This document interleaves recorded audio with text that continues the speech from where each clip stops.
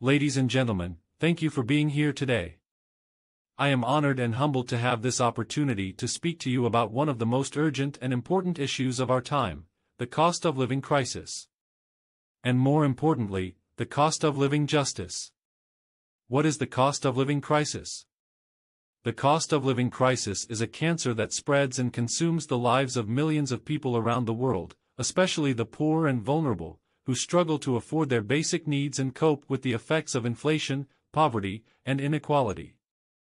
The cost of living crisis is a puzzle that requires multiple pieces, such as the global economy, the environment, the politics, and the society, to be solved.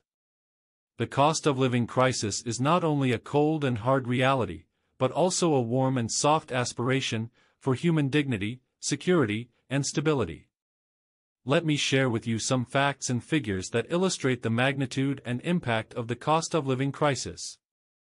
According to the World Bank, the global poverty rate increased from 8.4% in 2019 to 9.5% in 2020, the first rise in 20 years, due to the COVID-19 pandemic and its economic fallout.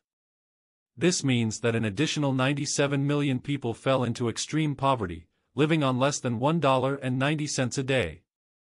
According to the International Monetary Fund, the global inflation rate rose from 3.2% in 2020 to 5.9% in 2021, the highest level since 2008, due to the supply chain disruptions, the energy shortages, and the fiscal stimulus. This means that the purchasing power of the people declined, and the prices of essential goods and services, such as food, energy, housing, and health care, increased faster than their incomes and savings.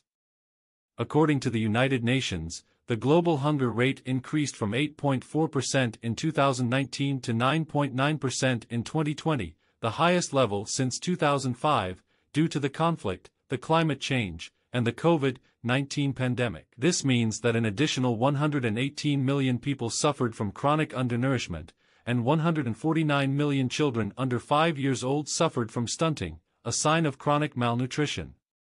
According to the World Health Organization, the global health expenditure per capita decreased from $1,088 in 2019 to $1,064 in 2020, the first decline since 2000, due to the economic contraction, the fiscal austerity, and the COVID-19 pandemic.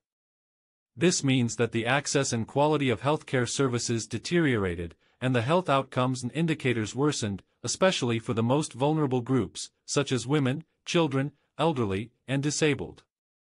These are some of the facts and figures that show the severity and scope of the cost of living crisis. But behind these numbers, there are real people, real stories, real suffering.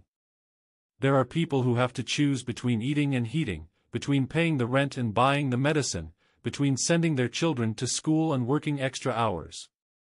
There are people who have to endure hunger, disease, violence, and injustice.